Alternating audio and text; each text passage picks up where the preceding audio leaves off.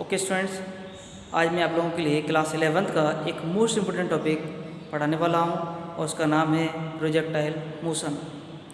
तो देखिए स्टूडेंट्स, हम सबसे पहले चलेंगे कि प्रोजेक्टाइल मोशन किसे कहते हैं। तो देखिए स्टूडेंट्स, प्रोजेक्टाइल मोशन की डेफिनेशन क्या होती है, कुछ इस तरह से होती है। देखिए कैसे होती है। When a body is throw vertically upward with an initial velocity u by making an angle theta with the horizontal surface of the earth in the presence of acceleration due to gravity, then such type of the motion of the body is known as projectile motion. Okay, इसका meaning ये हुआ students कि जब हम किसी body को किसी particular angle पे अर्थ के सरफेस से थीटा एंगल से वर्टिकल डायरेक्शन में थ्रू करते हैं, किसकी प्रेजेंस में, एक्सेलरेशन ड्यू टू ग्रेविटी की प्रेजेंस में, तब उस बॉडी का जो मोशन होता है उस मोशन को बोलते हैं हम प्रोजेक्टाइल मोशन। ओके स्टूडेंट्स, और इस बॉडी को जिसको हम थ्रू करते हैं in the presence of acceleration due to gravity, इस बॉडी को बोलते हैं हम प्रोजेक्टाइल। तो देखिए स्टूडेंट्स, यहाँ पर हम स्टडी करेंगे कि जब कोई बॉडी वर्टिकल डायरेक्शन में थीटा एंगल से थ्रू की जाती है, तब इस केस में बॉडी जो पाथ कवर करती है उस पाथ की शेप क्या होती है, उस पाथ को क्या कहते हैं हम, और ये बॉडी जो है कितनी मैक्सिमम हाइट कवर करती है, और जो भी इसको टाइम लगता है मैक्सिमम हाइट तक पहुंचने में उसको क्या कहते हैं, ऊपर से नीचे आने में जो टाइम लगता है उसको क्या कहते हैं, और टोटल जो टाइम लगता है कंप्लीट फ्लाइट के लिए उस टाइम को क्या कहते हैं, और टोटल हॉरिजॉन्टल रेंज कितनी कवर करती है। तो देखिए स्टूडेंट्स, इन टॉपिक को स्टडी करने के लिए, इनकी वैल्यू को एवेल्यूएट करने के लिए मैं आप लोगों के लिए एक प्रोजेक्टाइल मोशन का डायग्राम बनाने वाला हूँ।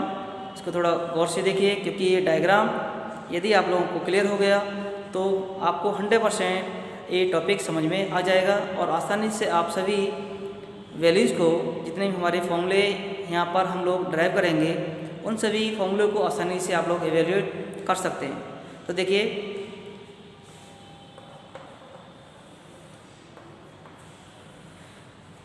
स्टूडेंट्स, मैंने क्या किया, कोई एक प्लेन लिया और इस प्लेन में एक्सेलरेशन ड्यू टू ग्रेविटी की प्रेजेंस में कोई एक बॉडी है जो इनिशियल वेलोसिटी u से वर्टिकल डायरेक्शन में क्या वो कर रही है, मूव कर रही है। ओके, थ्रू की जा रही है। आपने जनरली देखा होगा कि जब हम क्रिकेट खेलते हैं और जब हम किसी बॉल को थ्रू करते हैं तो क्या होता है, जब हम किसी बॉल को थ्रू करते हैं तो बॉल क्या करती है, एक मैक्सिमम हाइट तक जाती है। ओके, उसके बाद क्या करती है, बॉल ग्राउंड पे आना शुरू कर देती है, स्टार्ट कर देती है। ओके, तब इस केस में जो बॉल के द्वारा जो पाथ कवर होता है कुछ इस टाइप का होता है।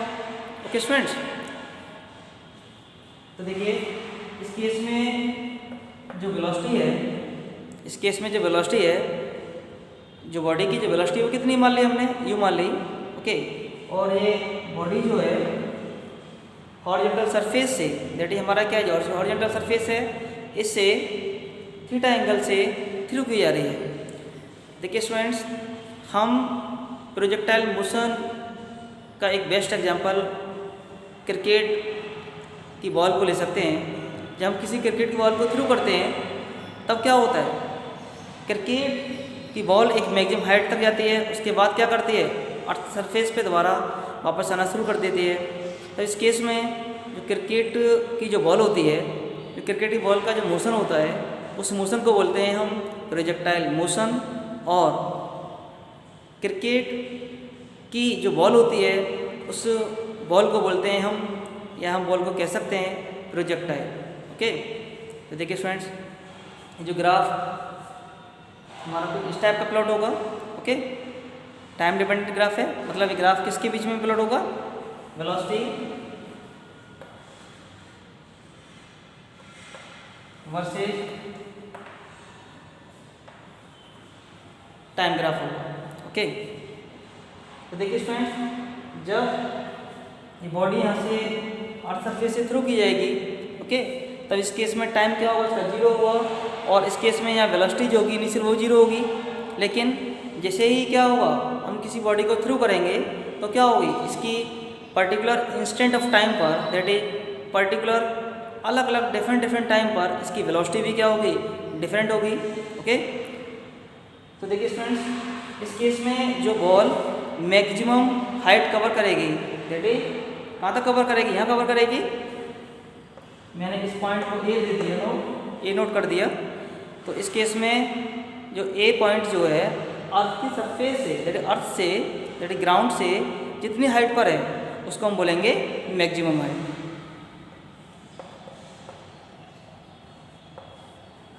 क्या बोलेंगे स्टूडेंट्स, इसको मैक्सिमम हाइट बोलेंगे। और इस मैक्सिमम हाइट तक किसी भी बॉडी को, दैट इज किसी भी प्रोजेक्टाइल को आने में जितना टाइम लगेगा उसको हम बोलेंगे टाइम ऑफ एसेंट। और किसी भी प्रोजेक्टाइल को मैक्सिमम हाइट से ग्राउंड तक जाने में जितना टाइम लगेगा उसको हम बोलेंगे टाइम ऑफ डिसेंट। और टोटल जो टाइम लगेगा इस कंप्लीट पाथ को कवर करने के लिए प्रोजेक्टाइल के द्वारा, उसको हम बोलेंगे टाइम ऑफ फ्लाइट। क्या बोलेंगे स्टूडेंट्स, टाइम ऑफ फ्लाइट क्या बोलेंगे। और इस पाथ को, ये पाथ जो कर्व पाथ हमको दिखाई दे रहा है, इस पाथ को हम बोलते हैं पैराबोलिक पाथ। क्या बोलते हैं इसको, पैराबोलिक पाथ कहते हैं। और देखिए स्टूडेंट्स, इस कंप्लीट टाइम ऑफ फ्लाइट में, इस कंप्लीट टाइम ऑफ फ्लाइट में किसी भी बॉडी को जितना मैक्सिमम हॉरिजॉन्टल डिस्टेंस कवर करनी पड़ेगी इसको बोलेंगे हम हॉरिजॉन्टल रेंज, दैट इज इसको क्या बोलेंगे, रेंज। क्या बोलेंगे स्टूडेंट्स, इसको हम रेंज से भी इंडिकेट कर सकते हैं नॉर्मली। ओके, और देखिए स्टूडेंट्स, हमको सबसे पहले यहाँ अब ये प्रूफ करना है कि जो भी हम बॉडी थ्रू कर रहे हैं एक्सेलरेशन ड्यू टू ग्रेविटी की प्रेजेंस में, ओके, तो उस बॉडी का जो पाथ होगा वो किस टाइप का होगा, उसकी शेप क्या होगी। तो मैंने आप लोगों के लिए अभी बताया था कि उसकी शेप जो होगी पैराबोलिक शेप होगी। तो इसको हमको प्रूफ करना है कि ये इसकी जो शेप होगी ये पैराबोलिक शेप होगी, दैट इज इसको हम इस पाथ को क्या बोलेंगे, पैराबोलिक पाथ बोलेंगे। तो इसको मैथमेटिकली प्रूफ हम इस तरह से कर सकते हैं। देखिए इसको अब हम क्या करेंगे, हम एक किसी भी पर्टिकुलर टाइम t पर हम एक पॉइंट P ले लेंगे इस पाथ पर, इस पैराबोलिक पाथ पर पॉइंट P ले लिया। कितने टाइम पर है हमारा, इसको हम साइड से लिख सकते हैं at t time. At t time पर जो कोई बॉडी है, कोई भी जो बॉडी है हमारी कहाँ पर है, P पॉइंट पर है। और P पॉइंट पर जो बॉडी जो कुछ डिस्टेंस कवर करेगी, इस केस में जो डिस्टेंस कवर होगी, इस केस में जो डिस्टेंस कवर होगी वो दो डिस्टेंस कवर होगी। एक डिस्टेंस कवर होगी हॉरिजॉन्टल और एक होगी वर्टिकल। देखिए कुछ इस तरह से, देखिए ये कुछ हॉरिजॉन्टल डिस्टेंस क्या होगी इसकी, ये x कवर होगी और ये क्या होगी हमारी यहाँ तक ये y कवर होगी। तो इसके कोऑर्डिनेट क्या होंगे, तो इस केस में इसके कोऑर्डिनेट क्या होंगे, x, y हो जाएंगे। इसका मीनिंग ये हुआ कि जब कोई बॉडी किसी पर्टिकुलर टाइम t पर किसी भी पर्टिकुलर पॉइंट P पर होगी, तब इस केस में बॉडी के द्वारा जो हॉरिजॉन्टल डिस्टेंस कवर्ड होगी वो होगी x और वर्टिकल डिस्टेंस कवर कितनी होगी, y। तो देखिए स्टूडेंट्स, अब t टाइम पर बॉडी ने कितनी हॉरिजॉन्टल डिस्टेंस कवर की, इसके लिए क्या वैल्यू ऑब्टेन होगी इसकी। देखिए इसको, तो now at time t, now at time t horizontal distance cover कितनी होगी बॉडी के द्वारा, वेलोसिटी इनटू टाइम।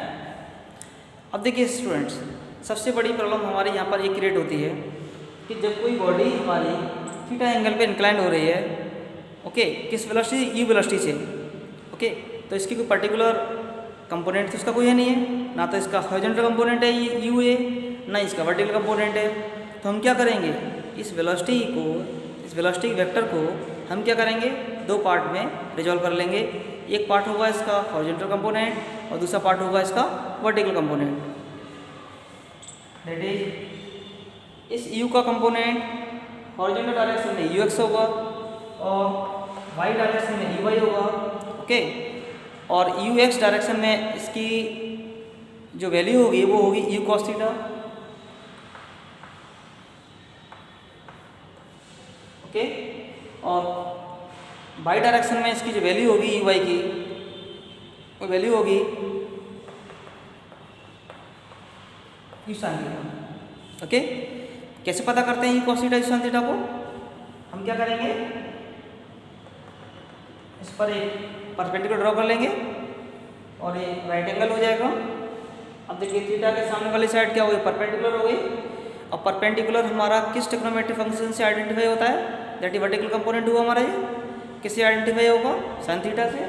इसकी वैल्यू क्या होगी, u sin थीटा हो जाएगी।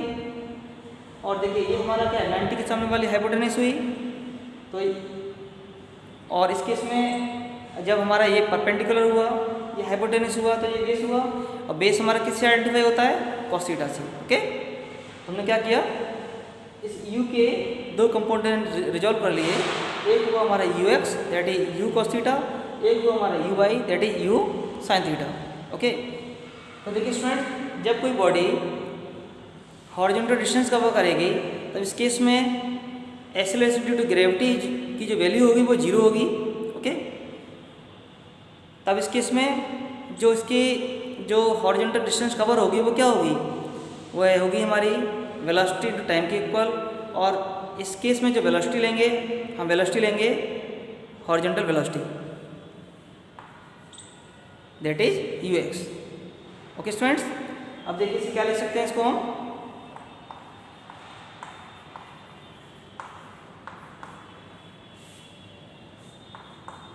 तो देखिए स्टूडेंट्स हम इसको लिख सकते हैं x equal to u cos theta into t. Okay, ये क्या हुई, horizontal distance cover in time t by the body. Okay, अब देखिए स्टूडेंट्स, इसको हम क्वेश्चन बनवा लें। हमने क्या किया, इसको क्वेश्चन बनवा लिया। देखिए स्टूडेंट्स, इक्वेशन 1 को हम कुछ इस तरह से और भी लिख सकते हैं इसको।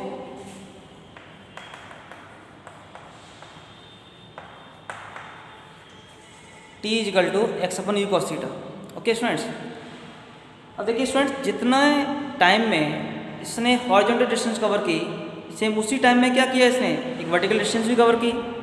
और वर्टिकल डिस्टेंस कवर जो कितनी की इसने, वह कवर की by.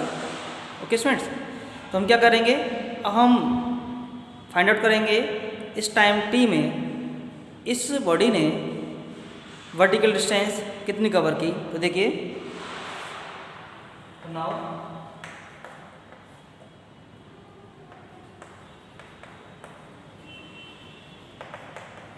Vertical distance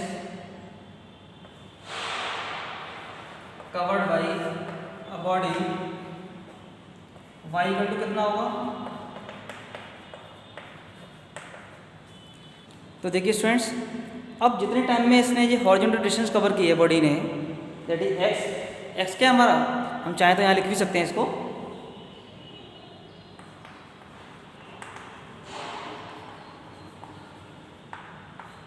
horizontal distance. x क्या हमारा बेटा यहाँ पे हॉरिजॉन्टल डिस्टेंस है। तो जितने टाइम में इस बॉडी ने ये हॉरिजॉन्टल डिस्टेंस कवर की है, सेम उसी टाइम में इस बॉडी ने क्या किया है, वर्टिकल डिस्टेंस कवर की है, ये बाई कवर किया है। वर्टिकल डिस्टेंस कवर कितनी की है, बाई कवर की है। ओके, तो बाई जो वर्टिकल डिस्टेंस होगी वाई इक्वल टू कितनी होगी, ut प्लस 1/2 at स्क्वायर होगी। ओके, तो देखिए स्टूडेंट्स, क्योंकि ये वर्टिकल है तो वर्टिकल के केस में वेलोसिटी का कंपोनेंट भी अलग है, तो हम क्या करेंगे, u को uy से रिप्लेस कर देंगे और a को रिप्लेस कर देंगे ay से। तो देखिए स्टूडेंट्स, और uy की वैल्यू कितनी है हमारी यहाँ पर, u sin थीटा है। और t की वैल्यू हम क्या कर सकते हैं, इक्वेशन 2 से यूज कर सकते हैं हम यहाँ पर।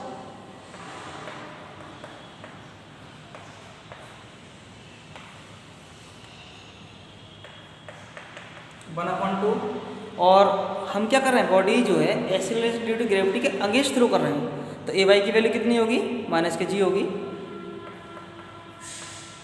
और टाइम की वैल्यू भी यहाँ पर कर सकते हैं दोबारा।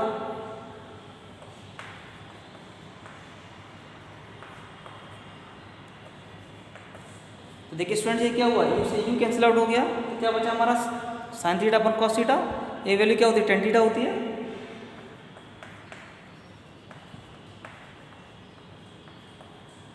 Minus 1/2 ji x square upon E square cos square.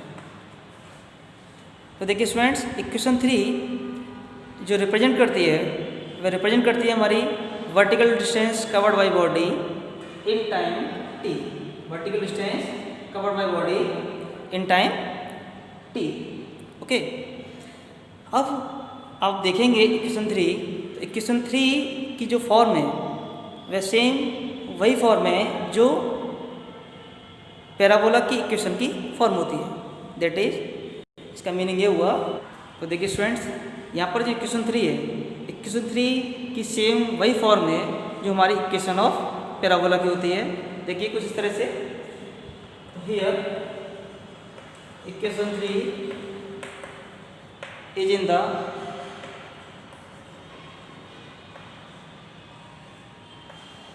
form of equation 3 is in the form of equation of parabola, equation of parabola क्या होती है बताइए इक्वेशन पैराबोला की, that is y equal to a x माने b x square. तो y equal to a x माने b x square क्या है, y equal to a x माने बी एक्स स्क्वायर जो है एक पैराबोला की इक्वेशन होती है। और इक्वेशन 3 जो है इसी की फॉर्मेट में, देखिए टेन थीटा हमारा क्या है, हमारा एक इक्वल हुआ, दैट इज हमारा कांस्टेंट हुआ हमारा ये। ओके, ये एक्स डिपेंडेंट है, एक्स स्क्वायर है। ओके, तो इक्वेशन 3 क्या है हमारी, तो इक्वेशन 3 जो है हमारी सेम इस इक्वेशन ऑफ पैराबोला की फॉर्म में। So by this we can say that the path covered by body is a parabolic path. So by this we can say that the path covered by a body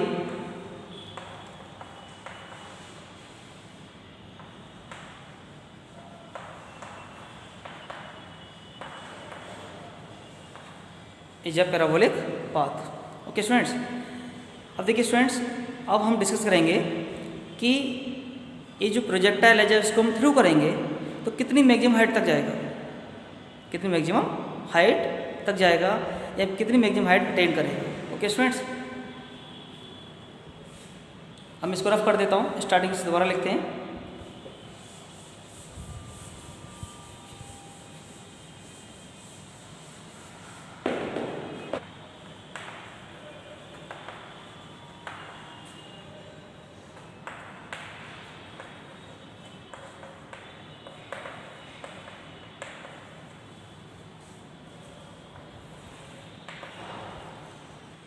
तो देखिए students अब हमारा next point आता है कि जब हम किसी भी प्रोजेक्टाइल को दैट किसी बॉडी को थ्रू करते हैं एक्सेलरेशन ड्यू टू ग्रेविटी की प्रेजेंस में, तब जो बॉडी जो है कितनी हाइट कवर करेगी वर्टिकल डायरेक्शन में। ओके, दैट कितनी मैक्सिमम हाइट तक वह जाएगा। तो इस चीज़ को वैलिडेट करने के लिए हम क्या करेंगे, मोशन की थर्ड इक्वेशन का यूज करेंगे।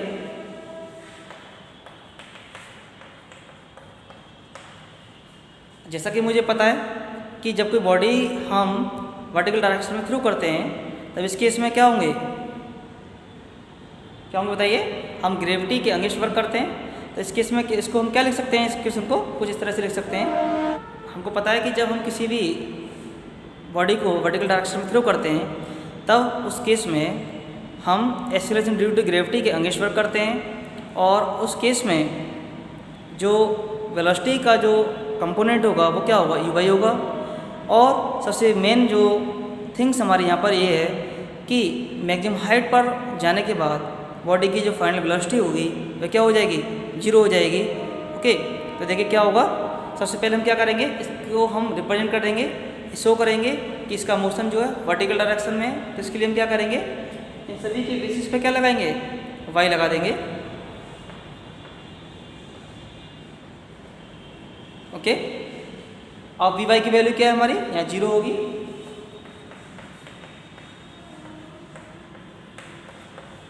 यू वाई की वैल्यू हमारी क्या हुई, हमारी यहाँ पे ये sin थीटा हो जाएगी, और ए की वैल्यू हमारी, ए वाई की वैल्यू हमारी माइनस जी हो जाएगी, और एस वाई को हम लिख सकते हैं एच से।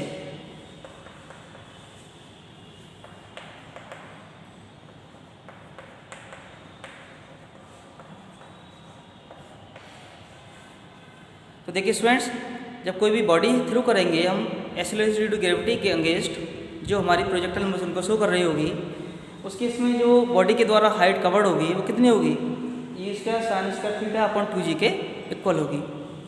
अब बात ये आती है कि ये मैक्सिमम हाइट कितना कवर करेगी, जब हमारा थीटा कितना होगा 90 डिग्री होगा।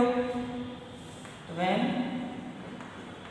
थीटा 90 डिग्री, ओके थीटा 90 क्यों लिया, क्योंकि यहाँ पर साइन स्क्वायर 90 हो जाएगा, साइन 90 की वैल्यू क्या हो जाएगी 1 होती है, मैक्सिमम वैल्यू 1 होती है। मैक्सिमम हाइट कब कवर करेगी बॉडी, जब इस साइन 90 की वैल्यू क्या होगी हमारी, मैक्सिमम कितनी होती है 1 होगी।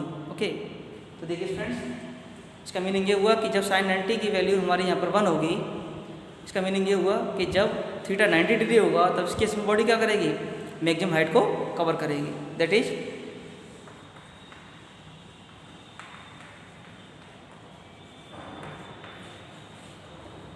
Okay students. तो देखिए हमने पहले इक्वेशन 3 नोट कर ली थी, अब हम इसको नोट कर सकते हैं, इक्वेशन 4 को बोल सकते हैं, इसको हम इक्वेशन 5 बोल सकते हैं। ओके अब ये क्या आ गया हमारा स्टूडेंट्स, अब हमारा क्या आ गया, हमारी आपको पता चल गया कि कोई बॉडी जो है कितनी मैक्सिमम हाइट को कवर करेगी, तो कितनी कवर करेगी, इतनी कवर करेगी। ओके जब हम इसको 90 डिग्री पर थ्रो करेंगे। अब हमारी बात ये आती है कि जब कोई बॉडी किसी मैक्सिमम हाइट को अटेंड करेगी, तो मैक्सिमम हाइट को अटेंड करने के लिए इसको कितना टाइम लगेगा, तो देखिए इसको इवेल्यूएट करने के लिए हम यूज करेंगे मोशन की थर्ड इक्वेशन का। और देखिए स्टूडेंट्स, इस टाइम को बोलते हैं हम यहाँ पर टाइम ऑफ एसेंट। इसका मीनिंग ये हुआ कि टाइम ऑफ एसेंट क्या हुआ, टाइम ऑफ एसेंट वो हुआ जब हम किसी बॉडी को थ्रू करते हैं तो बॉडी मैक्सिमम हाइट तक जाने में जितना टाइम लेती है उस टाइम को बोलते हैं हम time of ascent. Okay students,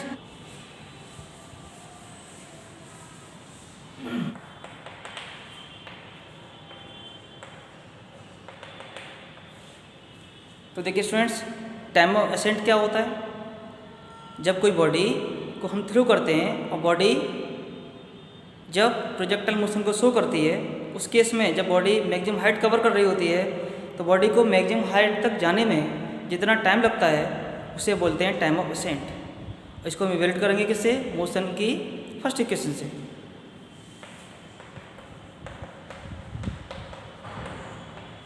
और मैक्सिमम हाइट पर इसकी वेलोसिटी कितनी होती है, 0 होती है।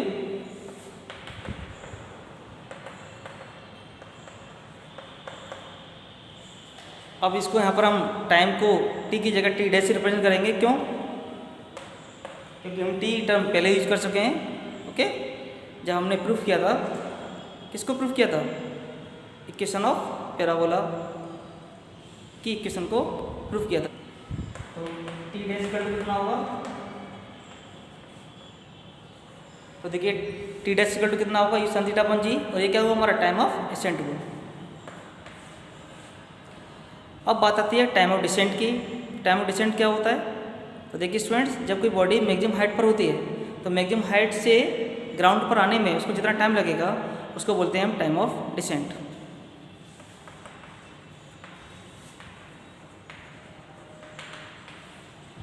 और टाइम ऑफ डिसेंट जो होता है टाइम ऑफ एसेंट के इक्वल होता है, तो इसलिए इसकी वैल्यू भी क्या होगी,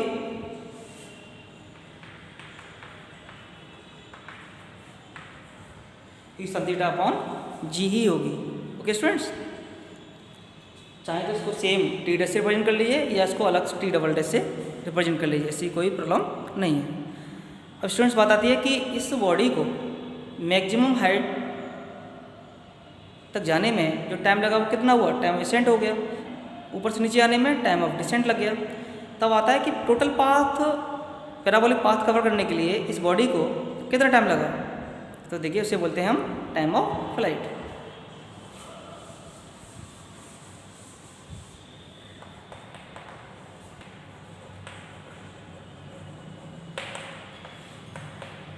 तो तो देखिए स्टूडेंट टाइम ऑफ फ्लाइट क्या होता है। तो देखिए स्टूडेंट्स, जब कोई बॉडी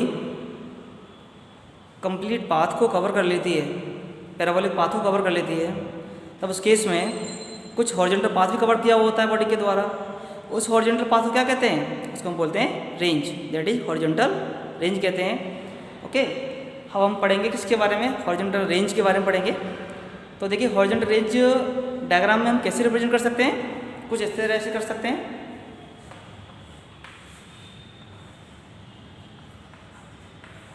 तो देखिए स्टूडेंट्स, यहाँ से यहाँ तक ये क्या कहलाती है? हमारी हॉरिजॉन्टल रेंज कहलाती है।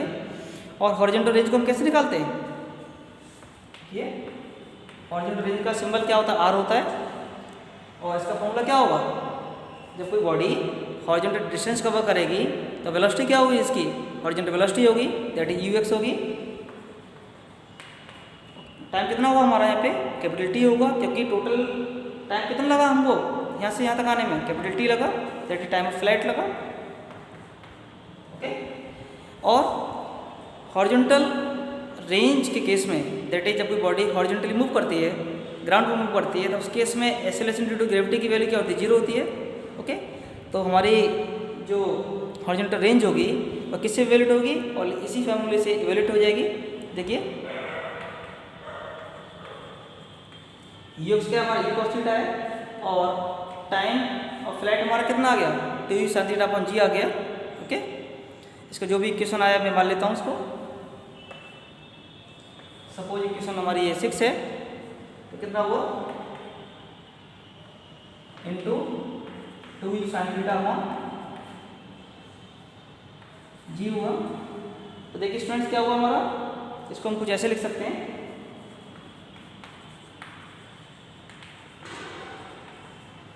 e² upon g 2 sin theta cos theta,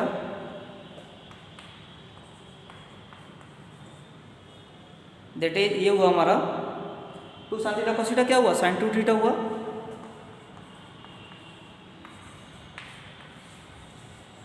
तो देखिए स्टूडेंट्स, जब कोई बॉडी प्रोजेक्टाइल मोशन को शो करेगी तब इस केस में जो हॉरिजॉन्टल रेंज होगी वह कितनी होगी उसकी? e² upon g time sin 2 theta के इक्वल होगी। अब बात ये आती है कि जो मैक्सिमम के केस में, दैट इज जब हम किसी बॉडी को किस एंगल पे थ्रू करें कि बॉडी जो है मैक्सिमम रेंज कवर करे, तो इस केस में हम क्या करें? sin 2 थीटा की वैल्यू किसके इक्वल करेंगे? +1 के इक्वल करेंगे। क्यों करेंगे? क्योंकि sin 2 की जो वैल्यू होती है मैक्सिमम क्या होती है? 1 होती है। तब इस केस में जब हमको थीटा मिलेगा वो कितना मिलेगा? 45 मिलेगा। इसका मीनिंग ये हुआ कि यदि हम किसी भी बॉडी को 45 डिग्री पर थ्रू कर दें तो क्या होगा? उस केस में बॉडी जो है मैक्सिमम रेंज कवर करेगी। देखिए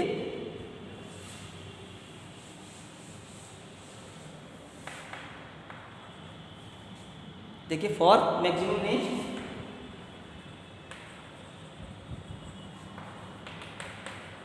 थीटा कितना होना चाहिए? 45 डिग्री के इक्वल होना चाहिए। दैट इज जब थीटा 45 होगा तो कितना होगा? e² upon g sin 2 theta, that is sin 2 into 45, और sin 2 इंटू 45 कितना होगा? sin 90। sin 90 वैल्यू कितनी होती है? 1, दैट इज इसकी वैल्यू क्या होगी? ये होगी। तो देखिए स्टूडेंट्स, मैंने आप लोगों के लिए आज प्रोजेक्टाइल मोशन के बारे में पढ़ाया और ये बताया कि जब कोई बॉडी थ्रू करते हैं हम किसी भी पर्टिकुलर एंगल से, हॉरिजॉन्टल से, ई वेलोसिटी से, तो उस केस में जो बॉडी कितनी मैक्सिमम हाइट कवर करेगी, कितना टाइम इसको लगेगा मैक्सिमम हाइट तक जाने में, ओके, कितनी इसकी हॉरिजॉन्टल रेंज होगी, और इस जो पाथ कवर होगा, और जो पाथ कवर होगा इस केस में बॉडी के द्वारा उसको क्या बोलते हैं हम? ठीक है, दैट इज क्या बोलते हैं उसको? हम पैराबोलिक पाथ बोलते हैं। इसके बारे में हमने स्टडी किया था।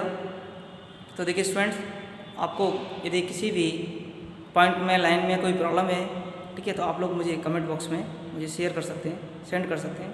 Okay, thank you for watching and thank you again for watching.